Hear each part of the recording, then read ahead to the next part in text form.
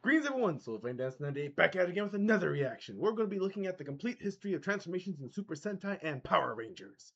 Now, this is going to be broken up into parts as usual, but it should be a fun one, considering that it's the history of morphs. So let's get right into it and see what happens in this first part. Especially since I'm curious about, trying to remember where he's from. Don't remember off the top of my head. Two things that Super Sentai is best known for are transformations and roll calls. Yep. Since the 19... Pretty sure it was the female ranger roll call that first got my channel noticed, so I thank you, roll call. 70s, these heroes used cool gadgets and tons of style to put on their suits and announce themselves to the enemy. This video is going to cover the entire history of transformations within Super Sentai, plus Power Ranger morphs. Let's do it, guys! Right. It's morphin' time! And we'll also take a look at all of their transformation devices and morphers. So sit back and relax. This is the complete history of Super Sentai transformations and Power Ranger morphs. Go! Being the debut series in Super Sentai, the transformations in Go Ranger were pretty basic. The Rangers would usually just jump into the air or spin around and say go, instantly donning their respective suits in the blink of an eye.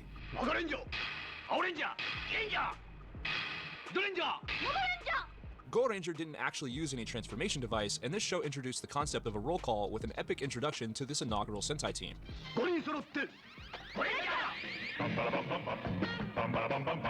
By today's standards, this was a pretty basic transformation sequence, but I think it was pretty stylish at the same time.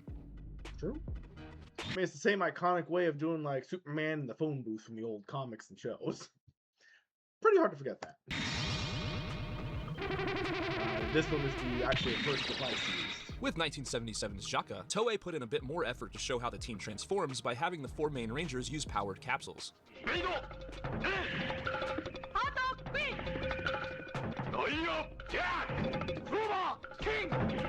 Eventually, Jaka would introduce the first White Ranger with Big One, and he would utilize a simple red rose to transform, contrasting with the core group's transformation that was based more in science. With the full squad assembled, Jaka had another cool transformation sequence with just a bit more added flair, although it was nothing compared to what we would see from Sentai in the future. Yep. But hey, as a first transformation, I think it was pretty solid. Battle Fever J used a device called the Battle Seaver to transform, which was the first handheld changer in the franchise. It also functioned as a communication device.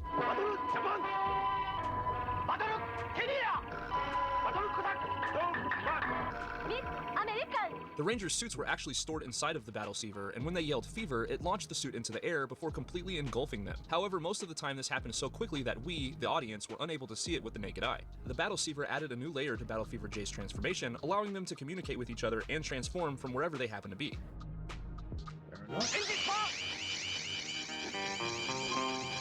In 1970, Denjimen used the...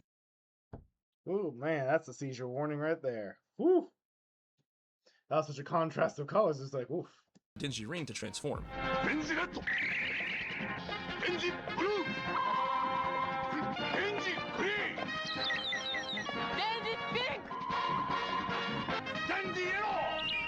The Rangers would call out Denji Spark before being covered by their suits and finishing the transformation by securing their helmets onto their heads themselves.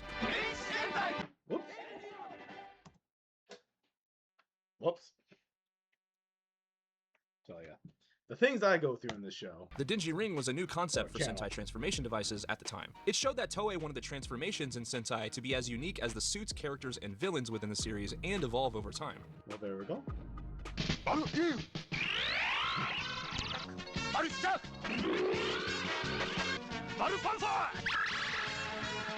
Sun Vulcan used the Vulcan Brace to transform, and they called out their respective names during the sequence.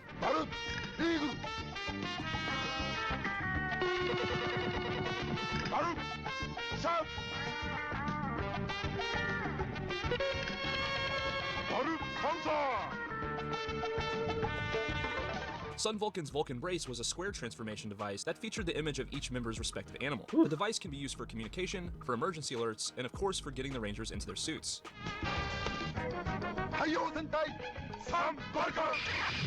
Sun Vulcan's transformation sequence featured the Rangers doing poses in the style of their animals, and due to the uniqueness of the Vulcan Brace, it looked unlikely that Toei would run out of ideas anytime soon. I mean, with all the different transformations they've come up with over the years, I'm not surprised. But dang, yeah, this is definitely going to be a seizure warning video. Whew. Such contrast.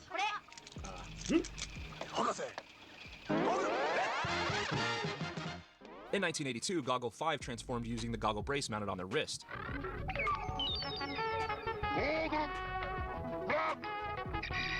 These devices displayed each individual ranger's number, and they would call out their respective numbers while transforming. The sequence also featured scenes from various ancient civilizations, adding a cool visual touch to the transformation.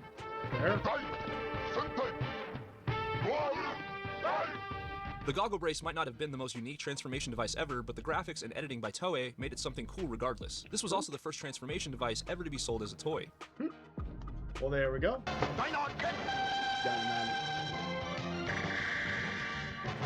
Dynaman used the Dyna Brace to transform, featuring a digital display of the Ranger's suit on their brace while transforming. And of course, the baseball suits.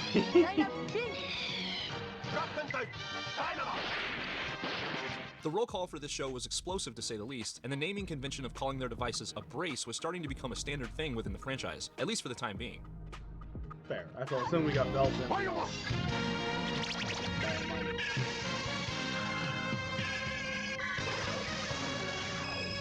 1984's Sentai team was Bioman, and they transformed by using the Techno Brace. Another brace, but this one had a sleeker and more modern look compared to previous seasons.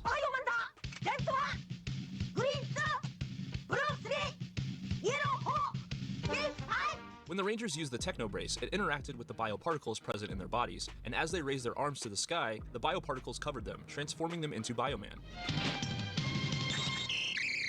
In the Philippines, the Techno Brace was called the Bio Border, and Bioman offered fans another cool and visually interesting transformation sequence.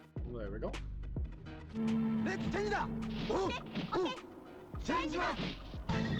Changeman introduced the Change Brace, another wrist-mounted transformation device.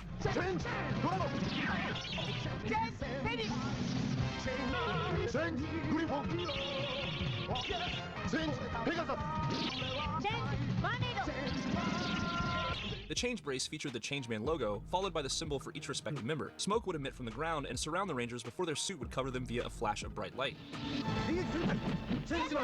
The Change Brace would function as a video communication device and even fire a laser, called Change Laser. This was the first transformation device that could be used as a weapon. Wow. That'd help you to be able to defend yourself from opponents, at least. Be able to transform and blast. Now I'm just thinking of Winnie the Pooh all of a sudden. Sheesh. With a famous scene from Gopher, who always liked to blast. Just, oh yes, it was a blast. Oh, what a blast. That by dinghy. That's it. I'll blast. As the house shakes. But man, yeah, be able to blast your opponents so you can defend yourself while transforming. Solid idea. Solid idea. I like that idea. Anyway, hope you guys enjoyed this. I certainly did. Looking forward to seeing what else comes out of it as we continue on with the rest of Toku content alongside some Digimon content. So look forward to that. We'll be checking out some of the videos from Karn EX's file. But you guys take care. Please like, comment, subscribe down below. Let me know if you guys have any other Toku requests down below in the comments, because I do read all comments. And we'll check out what else is coming. You guys take care. See you in the next video. Bye!